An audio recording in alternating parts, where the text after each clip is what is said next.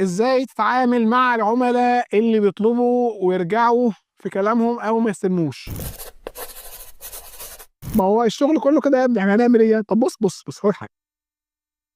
اولا، والنصيحه الاهم، وبروز لي قوي، معلش بروز لي قوي الحته دي. لو تقدر من البدايه ان انت تشتغل على حته ما فيهاش منافسه يبقى افضل. ليه؟ هو ايه اللي بيحصل؟ تعالى كده حط نفسك مطرح العميل. العميل شاف الشوز اللي انت بتبيعها، وانت بتبيع الشوز دي افيليت من موقع اكس، موقع واي، موقع زد. موقع اكس، موقع واي، موقع زد دول عندهم 1000 مسوق، منهم 50 واحد شغالين على نفس الشوز اللي انت بتبيعها، وغالبا مستخدمين نفس الكرييتيفز، نفس الصور والسيشن والفيديوهات اللي الموقع موفرها لهم. فايه اللي بيحصل؟ فيسبوك لما العميل بيشوف الاعلان بتاعك بيفهم ان العميل ده مهتم بالشوز دي، ويلاقي معلنين تانيين، مش انت، معلنين تانيين عارضين نفس الشوز، فبيعمل ايه؟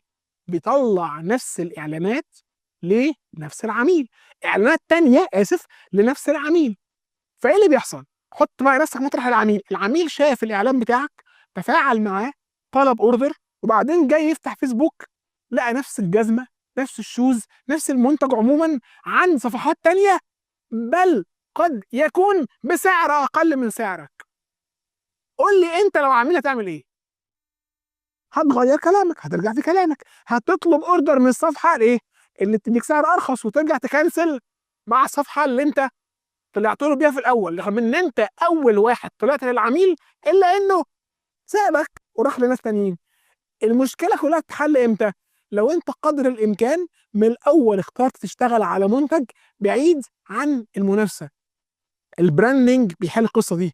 لما يكون واحد طالب من براند معين، حتى لو شاف منتجات شبه البراند ده غالبا ما بيثقش فيها وبيقول لا انا طالب من براند معين. طبعا دي حاجه بتاخد وقت وسنين على ما تتبني. الحاجه التانيه، ودي بقى حته لدماغك انت، انت من البدايه لازم تبقى عامل حسابك على ان ده هيحصل. هيحصل. الشاطر انا وانت عاملين اعلانات، وانا وانت عندنا مفاجآت. الشاطر فينا هو مين؟ قول انت. الشاطر فينا هو اللي هيعمل حسابه من الاول على ان في نسبه مرتجعات، ففي تسعيره من الاول خالص عمل ايه؟ حط ان هو بيجيب المنتج باكس، وهنتكلم على التسعير وكل الكلام ده. حط ان هو بيجيب سعر الكلاينت اكوزيشن او الاستحواذ على العميل ب 10 جنيه، وفي زيهم كمان 10 جنيه مرتجعات. ضرب في 2، ضرب في 3 على حسب نسبه تسليماته. فايه اللي